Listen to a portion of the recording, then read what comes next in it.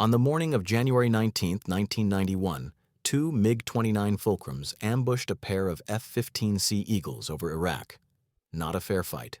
Not an accident. A trap, set deliberately, executed with precision, and nearly successful. The Iraqi Air Force had studied American tactics for months. They knew the F-15's radar. They knew its blind spots. And on that morning, they used that knowledge to engineer a situation that should have ended very differently than it did. To understand what happened, you need to understand the context. Operation Desert Storm had been running for 2 days. Coalition air forces were flying hundreds of sorties daily over Iraq. The mission on January 19th was straightforward on paper. Two F-15C Eagles, call signs Rico and Mole, were tasked with fighter escort above a 36 aircraft strike package targeting ammunition depots near Baghdad.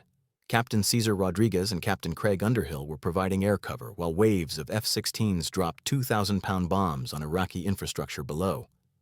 Massive secondary explosions were erupting across the desert floor. The strike was working. That was exactly when the Iraqis made their move. The Iraqi Air Force didn't scramble randomly. They waited. They monitored AWACS frequencies. They tracked the strike package. And when the F-15s were fully committed to escort duty, with F-16s below them executing attack runs, and the entire formation focused on the target zone, Iraq launched two of its most capable aircraft, MiG-29 Fulcrums, fourth-generation fighters. Not the aging MiG-21s the coalition had expected. Real threats, flown by trained pilots, executing a coordinated intercept that had been thought through in advance. Here is what made the Iraqi plan sophisticated. The MiG-29 is a capable platform, but it was not going to win a straight engagement against an F-15 with an experienced American pilot behind the stick. The Iraqis knew this, so they didn't plan a straight engagement. They planned a geometry problem. The Fulcrums descended below the F-15s, using terrain clutter to mask their radar signatures.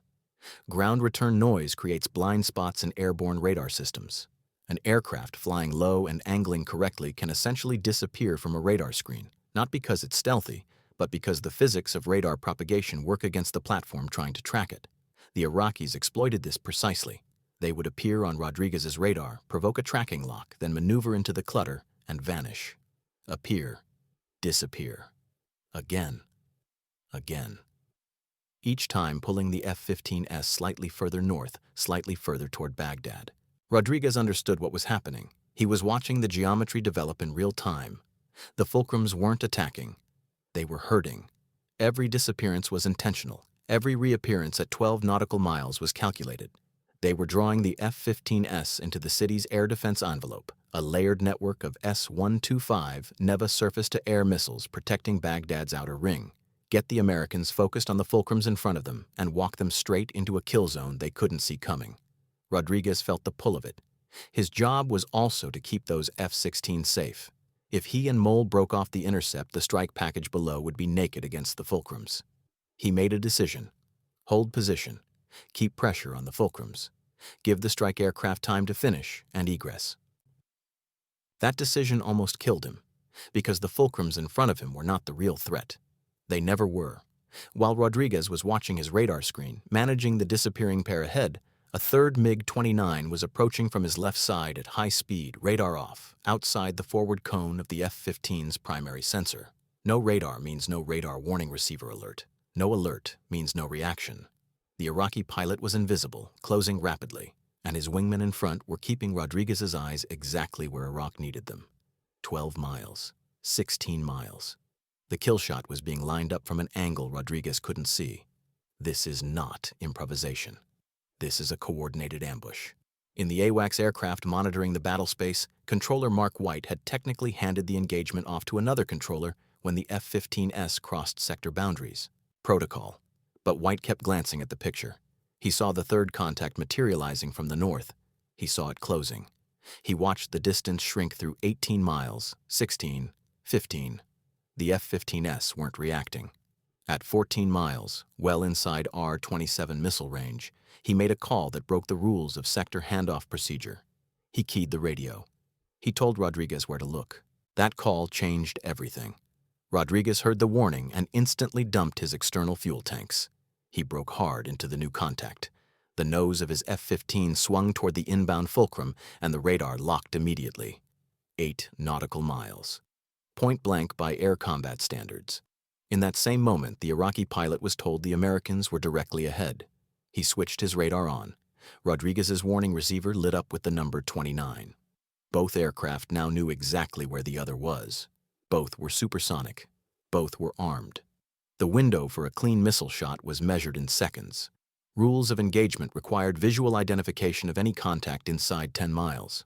Rodriguez was within range, locked, clear indication of a hostile aircraft, but he held his shot. Mole needed confirmation. Precious seconds burned while the aircraft closed. Then the Iraqi pilot locked Rodriguez and the warning receiver tone went to a continuous shriek. Rodriguez broke and dove, dispensing chaff, trading altitude for angles, trying to defeat the tracking solution. Mole acquired the Fulcrum, got the identification call, pressed the trigger. Fox 1, an AIM-7. Sparrow left the rail in a column of smoke and crossed the sky between the two aircraft. Rodriguez was still descending hard when he tracked the smoke trail with his eyes and saw the Fulcrum for the first time. Nose on, coming straight at him. The Sparrow hit its center fuselage, a white flash, then a black expanding cloud of oil and debris where an aircraft had been a moment before. Rodriguez pulled out of his dive at 500 feet above the desert floor. One Fulcrum destroyed. The engagement was not over. White called again immediately. Second group, north, 10 miles. The two Fulcrums that had been running the bait and disappear routine this whole time were still airborne and still close. Rodriguez turned north. The contact appeared on his radar and something unexpected happened. Mole's system flagged it as friendly, a diamond symbol instead of a hostile indicator. Rodriguez didn't trust it. The system could be confused by Iraqi aircraft that had somehow captured an IFF response from another platform. He needed eyes on. What followed was one of the most dangerous visual identification passes in the entire Gulf War. Rodriguez flew directly at the contact, closing to 50 feet of separation, close enough to read the paint scheme, close enough to see the cockpit. The aircraft above him was painted in Iraqi camouflage. The national flag was visible on the fuselage. It was a MiG-29. Rodriguez broke left in a wide climbing arc, and the merge turned into a turning engagement. Two fourth-generation fighters in a close-in knife fight over the Iraqi desert with the ground rising toward them both. The Fulcrum pilot was skilled. He matched Rodriguez's turns, bled altitude for energy, and pulled every maneuver available to him. Rodriguez stayed with him, absorbing 10 G-turns, driving the fight toward a weapons solution. He selected the AIM-9 Sidewinder and started pulling lead, positioning for a heat-seeker shot. The Iraqi saw it coming. He executed a last-ditch reversal, inverted, and pulled hard toward the ground in a desperate attempt to deny the shot.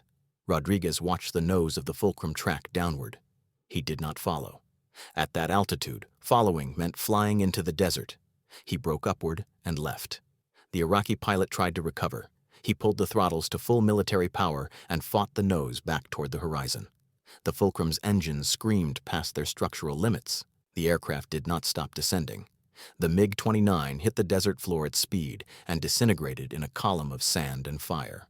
Rodriguez climbed away from the explosion and found Mole 2 miles to his right. They had entered the engagement outnumbered, been drawn toward a layered missile envelope, survived an ambush from an angle they couldn't see, killed 2 Fulcrums in close-range combat, and walked away without a scratch.